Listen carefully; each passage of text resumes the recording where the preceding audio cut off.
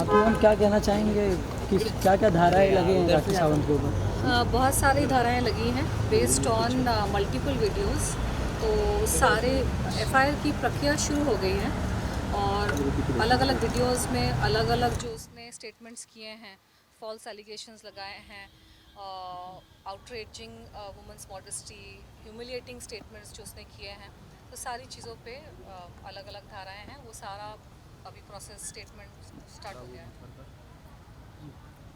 साथ ही मुंबई पुलिस क्या एक्शन लेने वाली है राखी सावंत के खिलाफ? They will take action, I am very confident, क्योंकि मैंने एक बैकग्राउंड भी दिया है कि ये मुद्दा कब से शुरू हुआ था। 2008 से शुरू हुआ था, जब राखी को मुझसे दिक्कत होनी शुरू हो गई थी, जब हॉर्न ओके प्लीज़ में राखी को रिप्लेस करके मुझे लिया गया था और फिर मेरे साथ कंट्रोवर्सी करके प्रोड्यूसर्स ने वापस राखी को लिया। तो उसमें प्रोड्यूसर्स की एक चाल थी कि मेरे नाम पे पब्लिसिटी करके, शायद उनकी पहले से प्लानिंग थी कि राखी को ही लेंगे, लेकिन उन्होंने पहले राखी को रिप्लेस किया मेरे से और उसके बाद मेरे साथ कंट्रोवर्सी करके वापस राखी को गाने में लिया और मेरे सारे चेक्स उन्होंने बाउंस कर दिया। मेरे शूटिंग से पहले ही मेरा एक चेक बाउंस हो गया था। मतलब उनकी सोची समझी साजिश थी, ये कंट्रोवर्सी करेंगे, हंगामा करेंगे ताकि ये सब हो जाए, पब्लिसिटी मिले। मैं ये कहना चाहूँगी कि इस तरह के गलत काम करने ही नहीं चाहिए प्रोड्यूसर्स को, क्योंकि अगर मैं गाना कर लेती, वो गाना रिलीज़ हो गया होता, मैं उस वक्त, मेरा एक नाम था, मैंने अच्छी अच्छी फिल्में की थी, मेरी आशिक बनाया बहुत बड़ी हिट हुई थी और दूसरे भी गाने फिल्में हिट हुई थी। अगर वो गाना रिलीज़ हो गया होता तो मुझे भी आगे काम मिलता और प्रोड्यूसर्स को भी फ़ायदा होता। वो पिक्चर रिलीज़ हो जाती, वो पिक्चर आज तक रिलीज़ नहीं हुई है। उस पिक्चर की वजह से मुझे इतना इमोशनल ट्रॉमा, इतना कुछ मुझे झेलना पड़ा।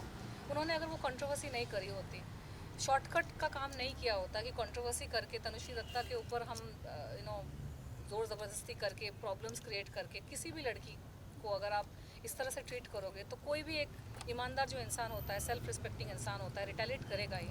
आप किसी को परेशान कर रहे हो, वो चुपचाप कैसे कोई कुछ कुछ चीज़ें ना सहनशीलता के बाहर होती है और कुछ आदमी ऐसे होते हैं जिनकी हरकतें आप नहीं झेल सकते। और नाना पाटेकर की रेपुटेशन हमेशा से ऐसी रही है। उसकी एक सिर्फ मैं नहीं, बहुत सारी हीरोइंस के साथ उसके प्रॉब्लम्स हुए हैं। बहुत सारी एक्ट्रेसेस ने इंटरव्यूज़ में कुछ ना कुछ उसके बारे में बोला है और उसने अपनी छवि बनाई है कि मैं बहुत अच्छा इंसान हूँ क्योंकि मैं समाज सेवा करता हूँ। कोई प्रूफ नहीं है समाज सेवा का, सिर्फ प्रेस कॉन्फ्रेंसेस है कि समाज सेवा करते हैं। आप प्रूफ दिखा के आप बोलिए कि आपने सच में क्या समाज सेवा की है। और दूसरी चीज़, अच्छा आदमी वो होता है जो अपने परिवार के साथ रहे। हीरोइनों के साथ लिंकअप करके, हीरोइनों के साथ अफेयर करने अच्छा आदमी के लक्षण नहीं होते हैं। ये बात दुनिया को पता है, ये बात पूरी मीडिया में फैली हुई है कि नाना पाटेकर के अपने खुद के फैमिली के साथ संबंध ठीक नहीं है। वो अपनी खुद की बीवी और बेटे के साथ नहीं रहते। उसने अपने बेटे को भी इंडस्ट्री में कोई सपोर्ट नहीं दिया है। अच्छा आदमी के लक्षण वो होते हैं जो अपनी बीवी के साथ, एक ही बीवी के साथ जिससे उसने शादी की है, वो शादी निभाए। बीवी बेवा की जैसे रह रही है और हीरोइनों के साथ अफेयर्स की खबरें हर जगह, आर्टिकल आप निकालोगे ऑनलाइन तो ये हीरोइन वो हीरोइन, वो अच्छे आदमी के लक्षण नहीं है। तो जो पब्लिक में उसने अपनी इमेज बनाई है कि मैं अच्छा आदमी हूँ और ये तनुश्री दत्ता मेरे पे एलिगेशंस लगा रही है, वो सरासर झूठ है। अच्छा आदमी अपने परिवार के साथ रहता है, अपने बेटे बेटियों के लिए वो जान तक देने को राज़ी रहता है। इंडस्ट्री के जो हीरो है, प्रोड्यूसर है, वो अपने बेटों के लिए, बेटियों के लिए क्या कुछ नहीं करते हैं और इसने अपने बेटे के लिए क्या किया है। अच्छा आदमी की डेफिनेशन वो होती है। तो इसके आसपास और इसका तो नाना पाटेकर का भाई मन्या सुर्वे था, सबको पता है। मुंबई का बहुत ही खतरनाक गैंगस्टर मन्या सुर्वे। ये बात मुझे रिसेंटली पता चली। 2-2.5 साल से मेरे ऊपर अजीब अजीब चीज़ें हो रही थी। असैसिनेशन अटैम्प्ट हुआ, मेरी गाड़ी के ब्रेक फेल किए गए, एक्सीडेंट हुआ, मेरे खाने में क्या मिला के पता नहीं क्या करने की कोशिश हो रही थी। मुझे समझ ही नहीं आ रहा था मेरे साथ हो क्या रहा है 2018 के बाद, खासकर जब मैंने वो प्रेस कॉन्फ्रेंस में सवाल पूछे नाम फाउंडेशन के ऊपर कि ये फाउंडेशन करती क्या है। इसके नाम पे तो डंका बजता है ना, नाना पाटेकर समाज सेवा करते। कौन सी समाज सेवा की है? गांव को अडॉप्ट किया, उस गांव में जाके देखिए अडॉप्शन में क्या हुआ है। मैं सवाल, तो संविधान ने दिया है हर किसी को हक। जिस संस्था को टैक्स फ्री स्टेटस का ओहदा मिला है कि NGOs वगैरह पे टैक्स नहीं लगता, उन पे स्क्रूटनी भी नहीं होती, NGOs पे इंक्वायरी नहीं होती कि आपके पैसे कहाँ से आ रहे हैं, कितना आप खर्च कर रहे हो। तो एक संविधान ने एक सिटीज़न को तो हक दिया है सवाल पूछने का कि आप इतने पैसे आप ले रहे हो तो कहाँ खर्च हो रहे हैं, आप प्रूफ दिखाइए। किसी गाँव में ऑफिस खोल के रखा है नाम फाउंडेशन का, मुंबई में भी होता तो कोई जाके ऑफिस में पूछ सकता है कि आप अपना काम दिखाइए। मैंने सवाल पूछा, उसके बाद मेरे ऊपर ये सारी घटनाएं घटनी शुरू हो गई। तो अच्छा आदमी वो नहीं होता जो डंके की चोट पर सीना ठोक के बोले कि अरे मन्या सुर्वे तो मेरा भाई था। नाना पाटेकर की यूट्यूब में वीडियोस है जिसने उसने एक गैंगस्टर के साथ अपने खुद के रिलेशंस एक्सेप्ट किए हैं। तो ये अच्छे आदमी होने के लक्षण है। अच्छे आदमी होने के लक्षण क्या ये है कि आप अपनी बीवी को छोड़कर हीरोइनों के साथ आपके अफेयर और लिंकअप की खबरें आती हैं। अच्छा आदमी होने के क्या ये लक्षण है कि आप अपने बेटे को आप इंडस्ट्री में खड़ा नहीं कर पाए हैं, आपके पास इतना पैसा है, इतना पॉलिटिशियंस के साथ उठना बैठना है आपका, आप खुद ही बोल रहे हैं कि आपका इतना बड़ा नाम है, हालांकि पिक्चर पिट जाती है आपकी सारी। हॉर्नो की प्लीज़ पिक्चर डब्बे में बंद थी 2.5 साल तक, उसी की वजह से मुझे हायर किया गया था। रिसेंटली वैक्सीन वार आई, ऐसी बुरी तरह से रिसेंटली पिटी है। पहली बात तो उसका बजट 10 करोड़ भी था कि नहीं मुझे नहीं पता, लेकिन अगर 10 करोड़ भी था, 10 करोड़ की पिक्चर 10 करोड़ रिकवर नहीं कर पाई तो काहे के बड़े स्टार, काहे के बड़े आदमी। आप इतना हवा आप दिखा रहे हो ये दिखाने के लिए कि तनुश्री दत्ता बहुत छोटी है। मैं ठीक है, मैं छोटी हूँ लेकिन मैं ईमानदार हूँ। मैं अपने आप को बहुत बड़ा संत महात्मा दिखाने की कोशिश नहीं कर रही हूँ। मैंने अपने आप को, अपने परिवार को खड़ा किया है। मैं अपने परिवार के लिए कमिटेड रही, उनको खड़ा करके ही मैं अपना संन्यास जो भी मैं कर रही हूँ। आपने क्या किया अपने परिवार के लिए? अच्छा इंसान होने के लक्षण वही है कि अरे बाहर की आप चैरिटी क्या कर रहे हो, इस गांव को अडॉप्ट किया। अरे आपके घर में चैरिटी बिगिंस एट होम। अपने घर के लोगों के लिए आपने क्या किया है और गांव में किया भी है कि नहीं किसी को नहीं पता। ये किया वो किया, किसने, ढूंढो जाके सच में किया है कि नहीं। और सवाल पूछने पर मेरे पर ये सारे अत्याचार शुरू हो गए, एक्सीडेंट हो गया कि क्या कुछ नहीं हुआ। तो पब्लिक को ये जानने की बहुत ज़्यादा ज़रूरत है कि ये मीडिया के ज़माने में कोई कुछ भी बोल सकता है। अच्छा आदमी लड़कियों पे हमला नहीं करवाता। जैसे कि आपने मन्या सुर्वे का नाम लिया, कोई धमकी वगैरह आ रही है आपको गैंगस्टर से?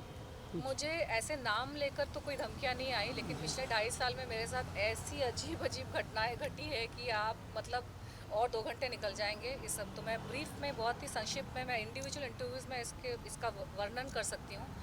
लेकिन उज्जैन में 2 बार मेरे ऑटो जो वेटिंग में था उसके ब्रेक और क्लच फेल किए गए। एक बार मेरा एक्सीडेंट हो गया बहुत बुरी तरीके से, बहुत खून बहा। एक मेड को मेरे घर पे मैंने रखा था जो कुछ उसके अजीब से कॉन्टैक्ट्स थे, बहुत सारे झूठ वूठ बोल के आई थी। उसने मेरे खाने पानी में कुछ मिला रही थी जिसकी वजह से मेरी तबीयत बहुत मतलब मरने जैसी हालत हो गई थी। वो एक घटना घटी। फिर एक बार मुझे किसी जगह पे धोखे से ले जाने की कोशिश की गई और वहाँ ले जाके मेरे साथ पता नहीं क्या करते हैं, लेकिन वो मैं समझ गई कि सेटअप है, सुपारी है, तो मैं वहाँ से हट के निकल गई। ये सारी चीज़ें, अलग अलग फ़ोन कॉल्स आना, धोखे से मुझे इम्पर्सनेशन करके मुझे फंसाने की कोशिश करना, मुझे पागल प्रूफ करने की कोशिश करना, कमेंट्स करके, वीडियोस बना के, आर्टिकल्स छपवा के कि ये, क्योंकि मैं अध्यात्म से जुड़ी हूँ तो मेरी जीवन शैली नॉर्मल इंसान से अलग है। जो अध्यात्म से जुड़ा है उसका मार्ग ही अलग है। मैं मीडिया में इसलिए हूँ क्योंकि मैं यहाँ पे कल्याण करना चाहती हूँ और मीडिया मेरा फील्ड है। तो अलग अलग चीज़ों से मुझे प्रूफ करने की कोशिश कर रहे थे कि ये, ताकि जब मेरा मर्डर हो तो ये सुसाइड प्रूफ कर सके। खाने में चीज़ें मिला दी ताकि जब मर्डर हो तो ये प्रूफ कर सके कि अरे ये तो बीमारी से मर गई या हार्ट अटैक से मर गई। एक हेल्दी इंसान को अगर आप गलत दवाइयाँ मिला के खिला दोगे ना तो इंसान ऐसे ही मर जाएगा। तो ये सारी चीज़ें मेरे साथ हुई, लेकिन भगवान है ना, वो इन शैतानों से कहीं बड़ा है। और जिसने भगवान ने डिसाइड करके रखा है कि ये तो ज़िंदा रहेगी तो कोई मेरा कुछ बिगाड़ नहीं सकता। तो अब मैं एक्शन, एक तो मुद्दा शुरू हुआ है राखी का, वो उसी मुद्दे से कनेक्टेड है क्योंकि मीटू मूवमेंट के टाइम पे FIR दर्ज हो गया है ना राखी सावंत के ऊपर? वही प्रक्रिया चल रही है। अच्छा मैम, फाइनली मैम आप मानती हैं कि जो भी जितने भी अटैक्स हुए आप पे, जो भी आरोप लगाया है, जैसे कि आर्टिकल्स की बात करें तो सभी नाना पाटेकर के थ्रू कराए गए, क्योंकि कहीं ना कहीं उन्हीं का नाम आ रहा है आपके? मेरे और तो कोई दुश्मन है नहीं। मैं वैसी तो हूँ नहीं राखी सावंत के जैसे कि हर साल किसी नए इंसान को लेकर उस पर एलिगेशन लगाना शुरू कर दूँ। मुझ में उतना संयम है और क्लैरिटी है। मैंने इतनी सारी पिक्चरें की। कभी आप लोगों ने सुना कि मेरे किसी सेट पे झगड़े हुए हैं? कभी आप लोगों ने सुना कि किसी हीरो के साथ मेरी फ़ाइट हुई या किसी हीरोइन के साथ मेरी फ़ाइट हुई? मैंने 16 फिल्में करी हैं। मेरी फिल्में हिट गई है। मैंने 5 साल मैंने जम के काम किया। मैंने हंड्रेड्स ऑफ स्टेज शोज़ किए हैं, मैंने इवेंट्स किए, ब्रांड्स का काम किया। कभी आपने सुना कि कहीं मेरी झड़प हुई, मेरी कहीं फ़ाइट हुई? मुझे जहाँ पे जिसके साथ तकलीफ़ हुई, मैं तो उसी मुद्दे पे आज भी अड़ी हूँ। मैं हर रोज़ हर साल नए नए लोगों के ऊपर एलिगेशन तो लगाती नहीं हूँ। मैं ईमानदारी से काम करती हूँ चुपचाप। जिन लोगों ने मेरे साथ काम किया है, अच्छे से काम किया, आप उनको जाकर पूछो मेरी रेपुटेशन कितनी अच्छी है। इस नाना पाटेकर ने, इस राखी सावंत ने मेरी रेपुटेशन की धज्जियाँ उड़ा दी ना मुझे यहाँ काम चैन से काम करने दिया। अमेरिका में भी जाके मुझे कामकाज को लेकर बहुत तकलीफ़ें हुई। अलग अलग झूठे झूठे एलिगेशंस लगाए, पर्सनल लाइफ पे अटैक किए, झूठे एलिगेशंस लगाए, शादी वादी की चीज़ें मेरी स्पॉइल हो गई। तो ये शैतानी लोग हैं, इनकी शैतानी प्रवृत्ति है। इनको झूठ के बेसिस पर अपना साम्राज्य चलाना है और उनको ये भी पसंद नहीं है कि कोई उनको आईना दिखाए। ये प्रताड़ित करेंगे सामने वाले को और चाहेंगे कि सामने वाला प्रताड़ित हो जाए और चुपचाप सह ले। अरे भाई क्यों सहे? भगवान ने पैदा किया है, धरती पे लाया है, ईमानदारी से अपनी रोटी कमाती हूँ, किसी के बाप का नहीं खाती मैं। मुझे चैन से जीने दो और मुझे चैन से काम करने दो, बस यही मेरी इच्छा है। न मेरी कोई एम्बिशन थी कि मैं कोई महारानी बन जाऊँ। परेशान भी करेंगे, कंप्लेन भी मत करो, कुछ बोलो भी मत। क्या है यार, क्या हो रहा है यहाँ पे? अच्छा तनुश्री मैम, एकाएक क्या बात हो गई जो कि 4 साल के बाद तनुश्री दत्ता जाग गई और कंप्लेन करने आ गई? इसके पहले क्यों नहीं कंप्लेन की नाना पाटेकर के खिलाफ इस तरह की? नहीं, जागने की बात नहीं है। नाना पाटेकर के खिलाफ तो 2018 में ही कंप्लेन मेरी दर्ज हो गई थी। तो ये नाना पाटेकर को लेकर, मूवी को लेकर, हाँ, ये जो कंप्लेन जो है ये राखी सावंत पे, नहीं राखी सावंत का ये कंप्लेन है। नाना पाटेकर का कंप्लेन 2008 में भी दर्ज हुआ था FIR, जिसमें पुलिस ने कार्यवाही की नहीं थी और पुलिस ने उसको ठीक से किया नहीं था। इसलिए 2018 में वापस से मैंने उस चीज़ को किया और वहाँ पे भी प्रेशर में आके बहुत मेरे विटनेसेस को डराया धमकाया गया और विटनेसेस को यहाँ वहाँ किया गया। राखी सावंत का जो मामला था 2018 में मेरी तबीयत बहुत बिगड़ चुकी थी मीटू मूवमेंट के टाइम पे, क्योंकि इतना मुझ पे एक साइकोलॉजिकल प्रेशर आ रहा था और मुझे US वापस भी जाना था, क्योंकि यहाँ से तो लोगों ने परेशान किया, तो वहाँ पे मेरा काम वाम था, मुझे वापस जाना था। तो अब जब मैं वापस आई हूँ और अब मेरे पास वक्त है, क्योंकि आप समझ सकते हैं कि मुझे तो देखने वाला कोई नहीं है ना, मेरे आगे पीछे कोई नहीं मुझे देखने वाला, तो मुझे तो अपनी रोजी रोटी कमानी पड़ेगी ना। मैं यहाँ बैठी रहूँ, ये सब कोर्ट कचहरी के चक्कर करती रहूँ, मुझे यहाँ रहने नहीं दोगे, यहाँ जीने नहीं दोगे, यहाँ काम नहीं करने दोगे। भाई मैं जहाँ पे हूँ वहाँ पे तो मैं काम करूँ, कुछ करूँ, अपना जीवन का आगे बढ़ाने की कोशिश करूँ। तो हमेशा पॉसिबल नहीं होता है कि हर चीज़ को तुरंत कर देना। और राखी सावंत जैसी जो लोग होते हैं वो जितनी गंदगी कर देते हैं ना, सामने वाला इंसान इतना धक्के से शॉक हो जाता है कि सामर्थ्य आपका टूट जाता है कि आप डील कैसे करें। अभी तो मैं वीडियोस देखने को मजबूर हो गई हूँ, क्योंकि FIR के लिए पूरा डिटेल देख कर आपको सेकंड बाय सेकंड बहुत वो करना पड़ता है।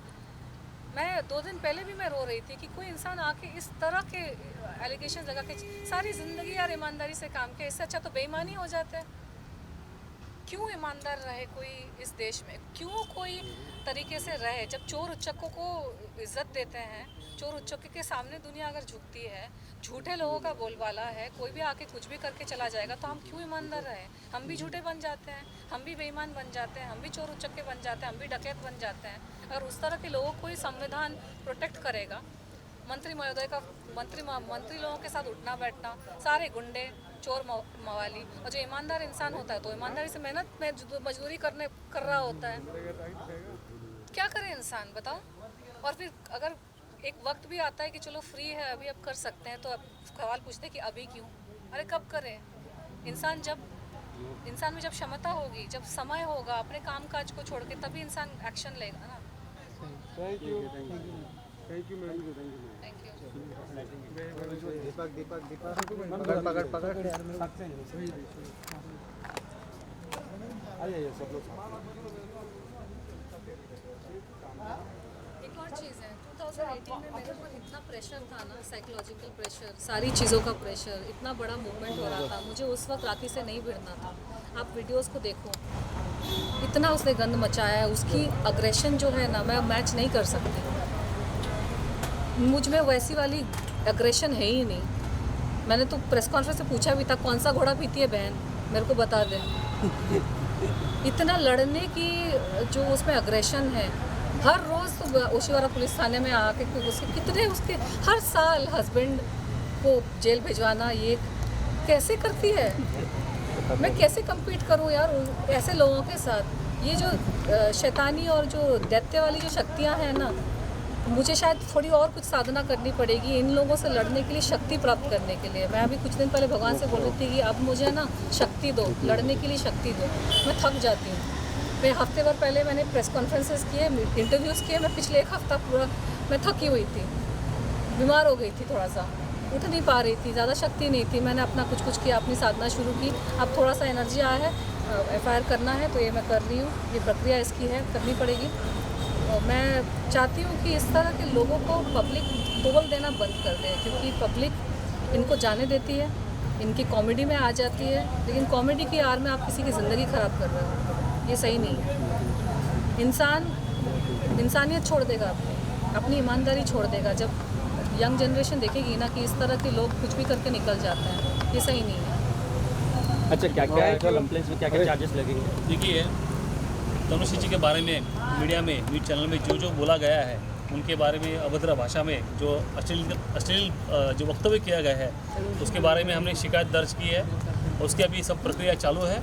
अभी हम सारा डिटेल अभी डिस्क्लोज नहीं कर सकते, क्या क्या हो रहा है, क्या नहीं हो रहा है। सारे वीडियोज़ वगैरह हमने आज जमा किए, उसका पंचनामा हो चुका है वीडियोज़ का, और वो सारे वीडियोज़ हमने पुलिस में जमा किए हैं। और ये प्रक्रिया चालू है, अभी जारी है, कल तक जारी रहेगी। और कल आपको इसके बारे में फाइनल जो FIR के बारे में कल आपको जानकारी मिल जाएगी। चलो, थैंक यू। मैं एक बात कहना चाहती हूँ, बहुत सारे लोग ना मेरे पे एलिगेशन लगाते हैं, मीडिया पब्लिसिटी। राजा भाई, मेरा करियर इतना अच्छा चल रहा था ना 2008 इंसिडेंट के पहले, कि मुझे कोई मीडिया पब्लिसिटी की ज़रूरत नहीं थी। ये शैतानी लोग आके हम जैसे लोगों को परेशान करते हैं अपनी मीडिया पब्लिसिटी करने के लिए, फिर हम पे उल्टा एलिगेशन लगाते हैं, उल्टा चोर कोतवाल को डांटे कि आप कर रहे हो पब्लिसिटी के लिए। किसी इंसान को क्या हक नहीं है अपनी हक की लड़ाई लड़ने का? आप कुछ भी मुझे बोल के चले जाओगे, आप कैसे भी मेरे साथ बर्ताव करके चले जाओगे, मैं रिटेलिएट नहीं कर सकती हूँ। और जब कोई रिटेलिएट करेगा तो उस पर उल्टा एलिगेशन लगाओ कि मीडिया पब्लिसिटी। मुझे ज़रूरत है मीडिया पब्लिसिटी की। मैं अगर काम कर लूँगी ना, स्क्रीन पे आ जाऊँगी, वो 10,000 कंट्रोवर्सीज़ के ज़्यादा उससे मुझे पब्लिसिटी मिलेगी। अगर वो हॉर्नों के पीछे गाना उन्होंने मुझे शूट करने दिया होता सुकून से, शांति से, बिना परेशान किए हुए, उस गाने से मुझे ज़्यादा पब्लिसिटी मिलती है, उस गाने से मुझे आगे भी काम मिलता। तो क्या कोई इंसान अपने ऊपर ये सारी अत्याचार होने देगा? पब्लिसिटी क्या? राखी सावंत और मेरा स्तर बहुत अलग है। मुझे लीड रोल्स मिल रहे थे, मुझे गाने मेरे हिट थे, मुझे काम मिला, मैं मिस इंडिया हूँ। मुझे नहीं ज़रूरत है सड़क पे आके पब्लिसिटी का। मेरी एनर्जी नहीं होती है ये सब कोर्ट कचहरी ये सब करने के लिए, लेकिन करना पड़ रहा है अपने हक के लिए। क्योंकि आज इस राखी सावंत को अगर मैंने छोड़ दिया ना, तो सबको लगेगा कि अरे तनुश्री तो ईजी टारगेट है, उसको आप कुछ भी करके निकल जाओगे। थोड़ी परेशानी तो होनी चाहिए सामने वाले को। अगर आपने मुझे परेशान किया है, क्योंकि मुझे तो और भी जीना है ना, और भी काम करना है, और कुछ करना है, करना पड़ता है अपने आप को बचाने के लिए। आपको लड़ना पड़ता है। मुझे लड़ना बिल्कुल पसंद नहीं है, मैं बचपन से वैसी हूँ। मुझे लड़ना पसंद नहीं है, मुझे जोर आवाज़ में बात करना पसंद नहीं है, तू मैं पसंद नहीं है। लेकिन इन शैतानों ने, इन महिषासुरों ने मुझे फोर्स कर दिया है कि मैं लड़ूं। मुझे अपने आप को उठाना पड़ता है कि आज मुझे चाहिए शक्ति, मुझे करना पड़ेगा। आप नहीं समझ रहे, पब्लिसिटी का कुछ है ही नहीं। पर पब्लिक को बताना ज़रूरी है। पब्लिक को ना बताए तो लोगों को लगेगा कुछ नहीं कर रही है। So chicken and egg situation, करे तो क्या करे इंसान। चलो, थैंक यू।